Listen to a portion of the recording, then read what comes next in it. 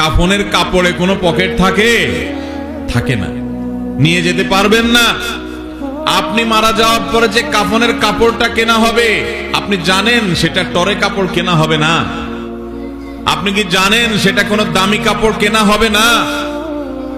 কাপড়ের মধ্যে সবচেয়ে সস্তা কাপড় দিয়ে আপনাকে কাফন দেওয়া হবে। কারণ যাদের জন্য এই সুদের কারবার করে টাকার পাহাড় গড়েছেন সেই সন্তানরাই বলবে, এবং তাদের বলাটা অযৌক্তিক না, যে এখানে দামি কাপড় দিয়ে লাভ কি, মাটির সাথে মিশে যাবে, নষ্ট হয়ে যাবে, কে দেখবে? দামি সাবান দিয়ে আপনাকে গোসল করাবে না।